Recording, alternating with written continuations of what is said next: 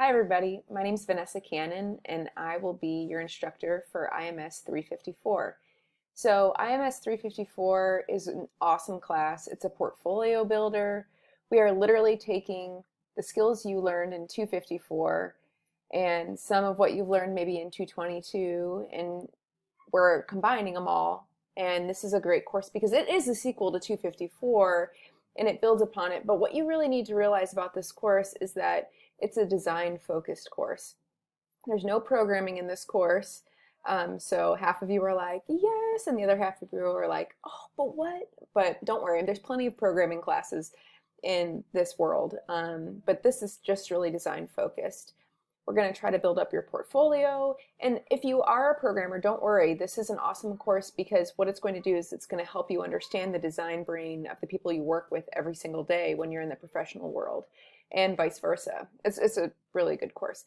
So a little bit about me. I've been at Miami for about 6+ years. I have taught a lot of you in 254, and I teach the thesis as well. So I get to see you through a lot of steps in your career at Miami.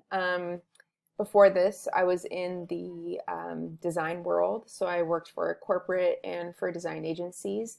And then I freelanced a lot for everybody from, Procter and Gamble to tiny businesses to all over the place. And so I've had some crazy jobs, some awesome jobs, some awkward jobs, you know what I mean? Like just weird. One time I worked for an heiress where I had to make something with her blood, and I'm not kidding. Another time I just got to make the most boring internal page for Procter and Gamble and got paid 8 times as much as I got paid for the heiress with her blood. It's just a complicated design world out there, guys. But we're gonna walk through it together. So the good news about this class is you're going to be hearing a lot from our friend, one of my really good friends, Artie Kuhn, and he's an excellent professor. So he has filmed some lectures for us to watch, and he's going to describe the course. This was his baby from the beginning, so we get to take it from here, and it's really exciting. But he has just the scaffolding that we're going to look at, and he's going to talk to us about the course. But I'm excited. So these are the things that we're going to be focusing on in this course. It's really hard to just talk about product development outside the context of design, and it's really hard to talk about design outside the context of product development because the two are intricately woven together. And so that's what this course is really about. So we're going to be looking at design principles, and then we're going to be applying them in designing products that you come up with. Now let's get to the heart of what this course is all about. What is IMS 354? IMS 354 is at the intersection of liberal arts and technology. In other words, we're going to be using aesthetic principles, design principles, and that sort of thing, but applying them to technology. And that's really the heart of this course. This quote from Steve Jobs kind of summarizes. I'm not going to read it to you because you're literate and you can read it yourselves. But the whole idea of this course is that, hey, we're going to talk about design, but we're not going to talk about it without context. And the context is going to be technology. And we're going to synthesize all of these disparate ideas to come up with really great solutions for users. Again, to surprise and delight them. This course is heavily reliant on scaffolding of other courses within IMS. So if you haven't already had experience with these courses, this might not be the course for you. Before you go dropping it though, reach out to me. You might be okay. But really, I'm assuming that you know 259, which includes all the stuff around Photoshop and Illustrator and After Effects and all that kind of jazz. We won't be touching on After Effects very much in this course, but definitely Photoshop and Illustrator. 254, obviously this is 354, so this is technically the sequel to 254. 254 was more about broad design principles, and this one is more about applying those applying those principles to the specific context of interaction design.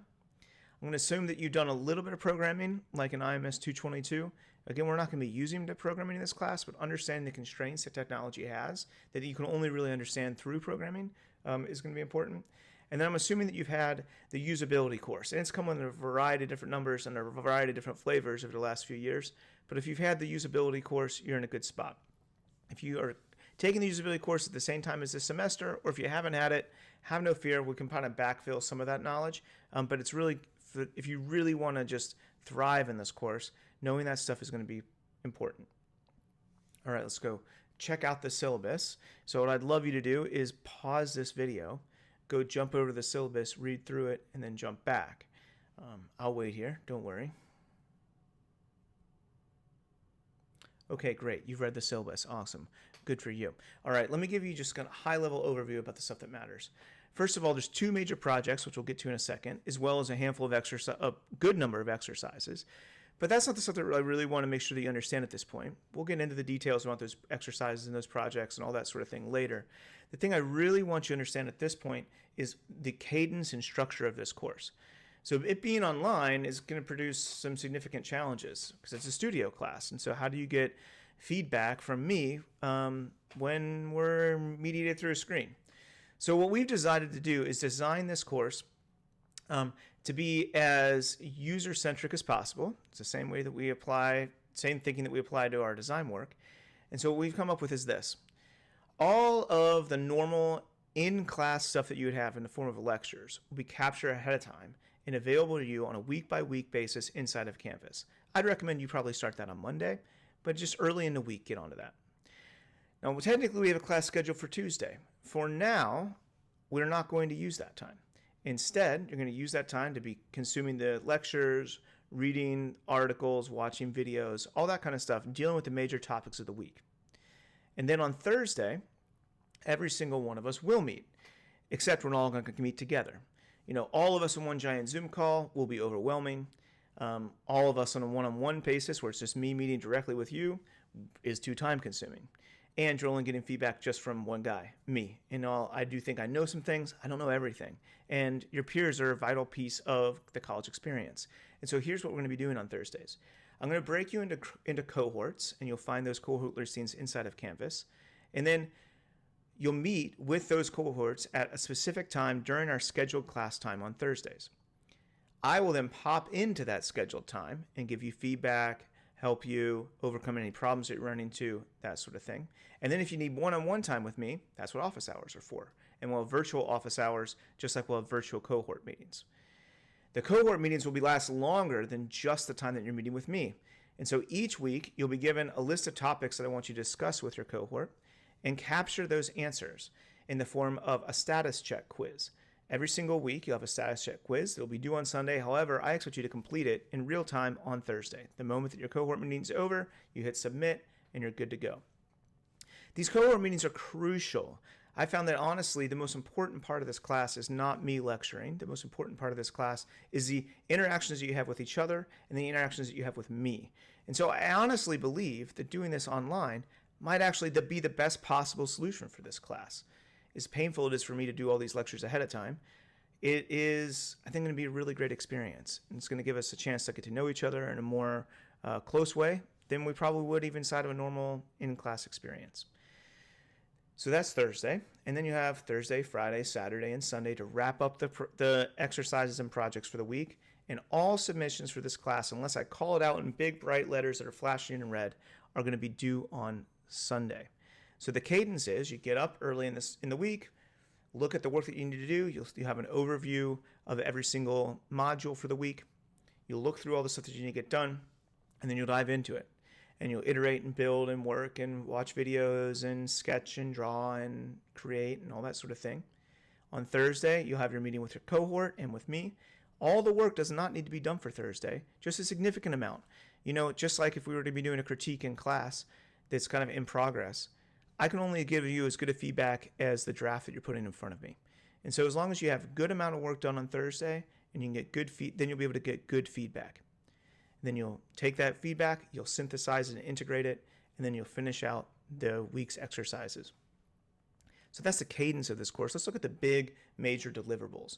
There's definitely going to be a series of exercises, and most of those exercises are going to fall in the front half of the semester. As we build throughout the semester, we'll then lean more heavily on projects. But the 2 major projects that we have are these. First is a process-oriented project. This is going to be an app that you design that is going to be first designed for iPhone and then designed for Android. Now, if you've never used iPhone, have no fear. We're going to have lots of training and lectures on what a good iPhone app looks like. And if you've never used Android, have no fear. We're going to have the exact same thing for Android. All right, but it's just an opportunity for you to take a persona that I'll give you and a problem that I'll give you, and research those personas, understand the problem that they're having, propose a solution, follow the design process all the way through, design for iPhone, and then see what it's like to then take a concept that you developed for one platform and have to rethink it entirely to fit inside of a new context. So that's the first project. And we'll be working on that for about the first, 40% of the semester or so. And then the major bulk of the project is the semester is the second project, which is the health project. And it has 3 phases. The first is an individualized health project, then a project where you take all those insights that you had around helping someone become healthy as an individual and help them be healthy as a community, and then build out a simple marketing website for that project. And so this would make 2 awesome portfolio pieces. You can have a portfolio piece that shows you really understand research and shows that you have the ability to design for iOS and the ability to design for Android. And then you're going to turn around and you're going to do the same thing again around health. Why health? Health is an emerging thing that technology is engaging in.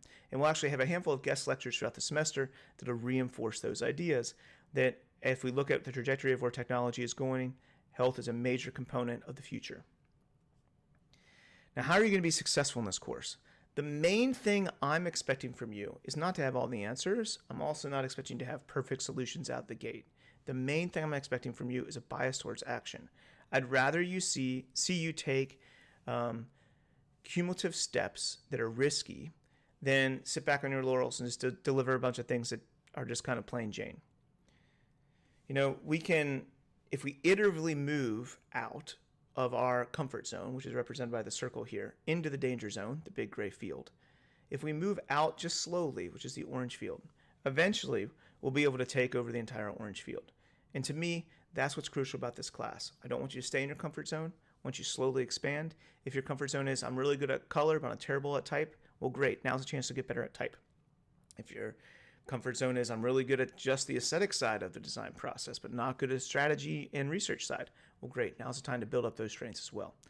And so I don't want you to be afraid. Don't let the weird context that we're in right now get in your way. This is an opportunity to develop some really great portfolio pieces. I'm really excited to see what you come up with. And the only way that you're going to get there is by just taking risks, calling somebody to do some research on them that you didn't expect that you thought would be a little bit awkward, taking risks, using new tools. Let's say you're used to just using Photoshop and Illustrator. Now might be a great chance to learn some new tools like Figma, all right? Or taking risks and synthesizing feedback in a way that you normally don't. Maybe you're normally a lone wolf. Now's a great chance to really lean into these cohorts that we're going to be developing. You know, this idea of bias towards action is driven by this quote from this performer, Twyla Tharp.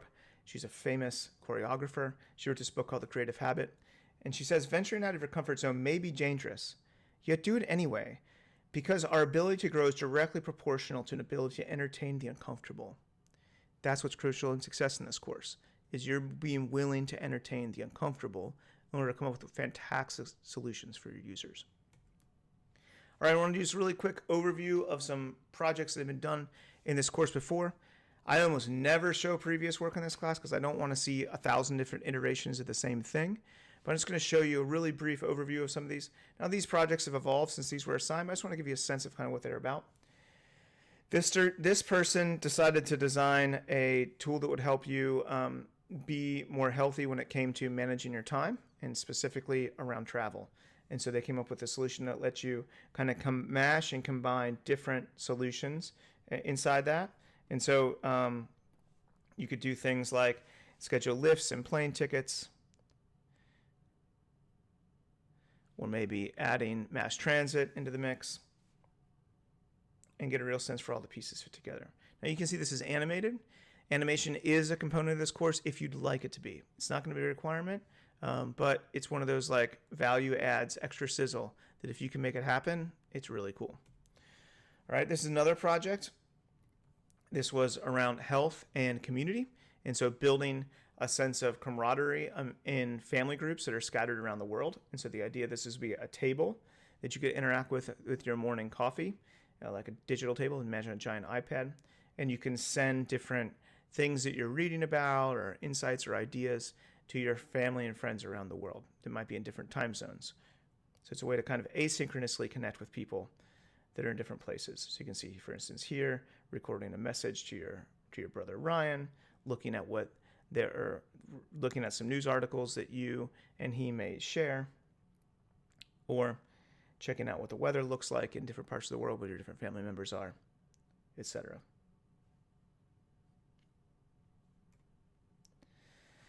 This project is hard to see, but this is a project that let families collaborate, and you can see that they started off in the initial version, the original there, is kind of like a locator for family members, so you can kind of keep track of where everybody is in the world. But then they kind of layered on the ability to like collaborate around recipes and make requests for music and all that kind of stuff, all kind of a centralized hub for home. This project was about getting people to be healthy physically, and so it's about hiking and helping them plan a hike, helping them understand how far they've come. This project is about becoming more healthy financially, and so this is a budgeting app that lets you kind of set goals and help you understand how close you are to reaching them. This was a project around relational goals, and so this allows you to keep track of how many times you're reaching out to certain friends so you don't fall away, and so you kind of keep up to date with each other. You know, it's kind of like a really micro version of a social media platform, only it's not externally facing, it's internally facing. So you can see, for instance, how many times you texted somebody recently, how many times you've called somebody else recently, and that sort of thing, just to keep a check on your relational health, to make sure that folks you don't see very often physically, you're still checking in on. This project was about mental health, and this is about kind of logging your emotions and your feelings in a journal, and then getting some mental health guidance around those kinds of things. And this project was around groups of friends collaborating on how do we pick what we're going to do today. If we're going to hang out, what do we want to do? And finally, this is another health project on for folks that are dealing with diabetes and tracking their blood sugar. Like I said, I'm super pumped about this course. I think you're going to come up with some amazing stuff for these two projects. Really excited about what you come up with. This week we're going to be just getting our feet wet and trying to understand things. Get our bearings, make sure we're all on the same page from a design and interaction design standpoint. But I think this is going to be a really great semester. I'm really excited about it. I'll see you on Thursday for our one-on-one check-ins. Our cohort check-ins are going to start this week. And feel free to grab office hours with me if you need time as well. I'll see you there, and looking forward to seeing what you guys come up with this semester.